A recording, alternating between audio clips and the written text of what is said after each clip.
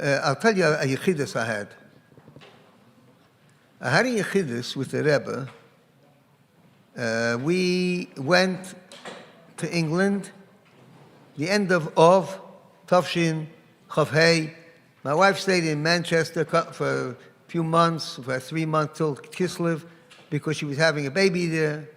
And I came to London, B'Chodesh Elul, Tavshin Chof was when I began in London, see all the different things that I did. And I used to come home for Shabbos, except, I didn't come home Yom Kippur, things like that, but most of the Shabbos or Yom Tovim, I came just overnight. From Friday and Shabbos, Motzei Shabbos I would leave and go back to London. And at that time, a shaliach was allowed to come in to see the Rebbe from overseas once in 2 years. And the Rebbe clarified that it didn't have to be 2 kailech diki yoden. It didn't have to be 2 literal years. The example that was given by Rabbi Chadakov was, if you come in for Yud Shvat on a certain year, you can come in for Yud Tes Kislev 2 years later, even though it's 2 months short of 2 years. But it was generally 2 years. Now, in Kislev, Chav Beis Kislev, Gimel Kislev, Tov Shin Chav Zayin, which means a year and a couple of months after I went to England with my wife on Shlichus. My youngest brother was getting married. My mother, Allah Shalom, had passed away. My father sent a message. He wanted me to come to the wedding. So I wrote to the Rebbe. I wrote it to Rabbi Chatan. The Rebbe wrote that Mikivan Sha'avicha Roitze, since your father wants, come in for the wedding. Now, the night before, then there was Yutes Kislev, and then there was Yechidus. So I went to Yechidus with my wife. Very beautiful, various things that happened on that visit, the first visit to New York when we were on Shlichus. The Rebbe then said, the brother who's getting married, which means the next night, your brother who's getting married, is that the same brother that you used to learn Chasidus with him? Now, I had forgotten. It took me a few seconds to chapsich, to realize that the Rebbe is talking about something that happened in Tov Shin Chav Beis, the end of Chav Aleph. I asked the Rebbe, not even in the tzatla, I asked orally through Rabbi Chadakov if I can stay in 770. I was 4 years in Montreal. I loved Montreal. It was so important in my life. But I really wanted to go and be in 770. And I was looking for ways. So I told Rabbi Chadakov, could you please, I want to make sure I get an answer. Could you ask the Rebbe, if I stay here, I'll learn with my brother. And the Rebbe says, you'll learn with your brother, stay. And I stayed. But I forgot that whole thing. My brother was supposed to come every Thursday night that year in Chof Beis. It happened over the year maybe 10 times that we learned together. Maybe 15, because he had to go somewhere. I went away for Shabbaton, universities, this, that, whatever. Here's the Rebbe telling me, in Tov Shin Chav Zayin, is that the same brother that you used to learn Chasidus with? I said, yes. The Rebbe said, Elet noch als Chasidus. Is he still learning Chasidus? So what should I have answered the Rebbe? What should I answer? I said, ich weiß nicht. And the Rebbe gave a big grin. He said, willst nicht reden Lashon Hara from Bruder? You don't want to speak Lashon Hara against your brother. And then the Rebbe told me, at least twice, I don't remember if it was twice or 3 times over the next few minutes, when he explained what he wanted to say, that he should learn Chassidus, the Rebbe said these words. He says, on achrayus. It's not your responsibility. Zog him in mein nomen. Tell him in my name. As ovar is over. What passed is past. The over the past is past. Aber darf lernen Chasidus. And then the Rebbe said that it's available today in Hebrew, if that's easy for him, or Yiddish, or English even. But he has to learn Chasidus. That's what the Rebbe said. And the next morning, by the way, I was staying with my father, Alav Shalom, I went into my brother's room, and I said, I was in Yechidus last night, and the Rebbe mentioned you, about your chasana, and he said, and I told him the whole Yechidus. The Rebbe said, I'm giving you a message from the Rebbe. The Rebbe said, Befedish, this is not from you, it's coming from me. Twice at least. Nicht auf deine Achrayas. And he was very moved. And he learned at a certain stage with Maxi Shiner, and then he was 40 years in Staten Island. And he had a kviyas there with Rabbi Katzman, Shliach in Staten Island. He used to learn Chasidus. Then he moved to Lakewood. Then, I don't know what happened. And then came the COVID, and we had family Zooms and with my own children. And I told him about that Yechid. My brother came to London for a chasana of his granddaughter. And I said to him, you're in Lakewood, there's Chabad Chassidim in Lakewood, there's Meisels, there's different people in Lakewood. You can make a kriyas. So my family told me, what do you mean? What do you need someone in Lakewood? You can learn with him by Zoom, which now we do. Me'er Veiniger, we have like a kriyas on Tuesdays that we learn Chassidus. So I'm telling this whole story because the Rebbe's words, Ovar is over. One of the big Yetzer, one of the big excuses that people have is they say it's too late. I've blown it. I've been so many months or so many years. I've heard it from kids. I heard from 14-year-old kids. I'm 14 years old. I can never change. And certainly somebody is 44 or 64. And they say, I can't change. Ovar is over. Every day is a lifetime. And the truth is that you benefit. V'hi sha'am dalanu. You have to do it because the Eibishter wants you to do it. Because the Rebbe wants you to do it. Why does the Rebbe want you to do it? Why does the Eibishter want you to do it? Because it's best for you. And if you do it, in the long run, you'll actually see how this is beneficial, how this helps. Yeah, on a personal level, I used to go to the Rebbe. From Montreal, you were able to go 4 times a year. The yeshiva went to the Rebbe. Yud Shvat, Pesach, Yud Beis Tammuz, and Chodesh Tishrei. And for a bacher to go and to be allowed to go to Farbrengen, I'm not talking about Yechidus. You had to be fahed in Nigla and in Chasidus in Montreal. And then you had to be fahed in Nigla and in Chasidus in 770. I remember the fahez, I remember the conversations with Rabbi Mentlik, Olav Shalom, and with Rabbi Yoel, Olav Shalom. And you had to hand that settle. It was a printed mimeographed settle to Rabbi Chadakov, the Rebbe's Gabbai. And Rabbi Chadakov used to call it the passport. Who is thy passport? What are you doing here? You're coming here to see the Rebbe, you have to have a passport, and a passport, your spiritual passport was a letter from the yeshiva. And if you had a birthday between then and the next time that yeshiva was coming in, you were so-called entitled to go to Yechidus. So I was in Montreal 4 years. My Yom Haledes is in Chodesh Adar.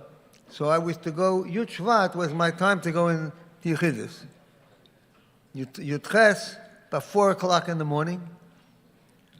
Yud Tes, each one was very, very special. In Chof Aleph, I was, in my own mind, obsessing in a completely wrong way, but it took me about 50 years to realize that, that I was sitting in Montreal, and I was hearing stories. This was the late Yud. People were talking about what happened to Tafshin Yud, Yud Aleph, how everybody wrote a Ksavis Kashrus to the Rebbe. And it fell into my immature mind that I have never given the Rebbe a Ksavis Kashrus. Now, why was it a Mishigas? Because that wasn't what was expected of someone at that generation. In Tafshin Yud, that was something, also even then it was probably done just by Chassidim, not by Bachrim. But in Tafshin Chof, you moved on to what Haskashrus meant then, to what connection meant then. But be that as it may, I was thinking about it, and Motzi Shabbos, Yud Shvat in Chof Aleph was on a Friday. The Rebbe went to the oil, like he used to in the earlier years on Yud Shvat. Came back, daven mincha upstairs in the zal, it was packed, and then there was Kabbalah Shabbos, and between Kabbalah Shabbos and Ma'ariv, that means before Kigavna, the Rebbe went to his place, from his davening place to his Farbrengen place, and said a Mayim Abasi Lagani. Happened about 4 times over the years, until Chav Zayin, I think. And then,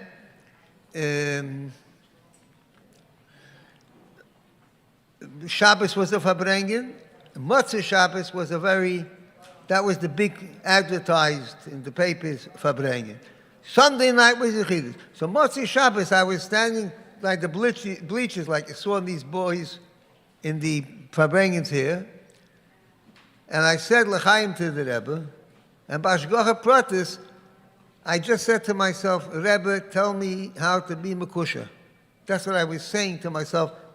And that second, the Rebbe said L'chaim, and within a few seconds, he began the next Sikha. In those days, it could be a long time, like 15, 20, even a half hour between Sikhas, because the Rebbe met people that came over. In the earlier years, in the Mems, he didn't find that. 5-10 minutes between Sikhas. And the Rebbe's Sikha was about his kashrus. And the Rebbe said that very often, a person might get a desire, a very deep desire, that he wants to be Mekushar to the Rebbe. What he might not realize is that that desire does not stem from his effort, from his avodah. The reason he feels that desire is because the Rebbe is thinking about him. And as it says in Ayom Yom, by the way, it's Yudalid Shvat, it says in the story that the Rabbeim had times that they would just be misboinen in the love of the Chassidim, thinking about the Chassidim in order to arouse proper feelings in the Chassidim. And the tzaddik thinks that the power of, if a person knows how to look with a very powerful look, it also makes the person turn to them, even if they didn't hear a word. And certainly in the power of machshava when it comes from a Rebbe. The problem is that it says in Likutei Torah that when a person is inspired, isarusa de lasata, which comes because of an isarusa de la'ela, it comes because of something from above. It has the advantage of being infinite, powerful. It's from the Eibishter. It's beyond my capacity. So I have the most fantastic source. But the problem is that it's something which can come and it can also evaporate. It can also go away just as quickly. Because it's not been internalized. It's not become part of the person themselves. When a person gets inspired because they did avodah and they worked hard and they went out of their comfort zone, and as a result of that, they took a step, that's real. even though it may be tiny, but it's tiny real, it's powerful, because it's them. It became part of the person. So the Rebbe said, in the same way, if your desire for his kashrus comes from the Rebbe's thinking about you and caring about you, then it's wonderful as an inspiration. But how can you keep it going? So it says in Likutei Torah that you should tie that inspiration to Ma'aseh B'Poel. Do something.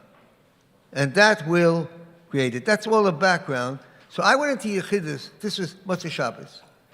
I went into Yechidus Sunday night, early Monday morning. And I wrote to the Rebbe, I really want to be Mekushar. I have my weak moments, my cold moments, my doubting moments, my challenges, but my real deepest desire is to be Mekushar, and therefore I'm asking the Rebbe how to bring this lepoil ka'atzas kavod gedushas adma shlita b'sichas ha'hasvadas, like the Rebbe's Eitzah at the Farbrengen. And at Yechidus, the Rebbe would scroll your letter, look at it, and looked at the letter, really. He was talking, this was the Schreibswegen, whatever it was. It was a very formal occasion, Yechidus, for a bracha, for sure. But the Rebbe, Baruch Hashem, did address this issue. And basically, it's printed somewhere. It's in a Churich, it's on Churich.com, but it was Muga. Well, the Rebbe saw it, corrected it. And the Rebbe said the Ike his kashrus is durch Torah. The main attachment is through Torah, like chitas and things like this. And as it says in Tanya, that through Torah, there's a yichud which ein komoyu nimtza klal bagashmias. The greatest unification with the Eibishter and Tzaddikim is through Torah. And also the Rebbe said, Unhiten de Sidrei HaYeshiva, if it's so weit, it's so poilen if it's weit neuchet. To keep the times of the yeshiva, the Seder. The Seder in Tamchet Mimim was a very, very holy thing which the Rabbeim cared about. Keeping the times, to keep it to such an extent that it should have a positive impact on somebody else also. Just like when you see somebody doing something in a very careful way, it inspires the people who see it to also become more careful themselves. And then the Rebbe answered whatever else, and then he gave a bracha, and that was a cue. That was your sign. It's time to go out. But the Rebbe said, there was lernen was ich lernen. If you learn what I learned, then you will have a unification that is not existing in the physical world. So at the end, after the Rebbe gave the whole bracha, I wanted to ask the Rebbe, what does it mean, what the Rebbe learns? It would be like a chutzpah to say to the Rebbe, what do you learn or something. I just said these exact words in this tone. I said, the Rebbe gesagt ist, lernen was the Rebbe learned. The Rebbe said, learn what I learned. I didn't finish the sentence. And the Rebbe looked, here he had eye contact, and the Rebbe said, ich lerne Nigla und Chasidus. I learn Nigla and Chasidus. And he quoted from a Maimeh in Likutei Torah, Pashas Bamidbar, where the Alter Rebbe differentiates between Torah and mitzvahs, that the mitzvahs are compared to the Evrei Ha'odom, to the limbs of the body. And every limb is separate from the other. They're all one entity, one body, but they're separate. The Torah, it says, Zois HaTorah Odom. Odom is Aleph Dam. Dam is blood, it's the bloodstream. The right hand and the left hand are two different hands, and the legs and the hands, they're all, and the ears, the eyes, they're all different parts of the body. But the bloodstream, the circulation of the blood, is actually the same blood throughout the whole body. And therefore, through Torah, everyone can study over. I've had a lot of years to think about this. But basically, the way I believe it is, if you learn, L'shem iska, you learn, I'm giving a chizik to my learning in order that it should help me in my iskashus. And I have stories to back this up.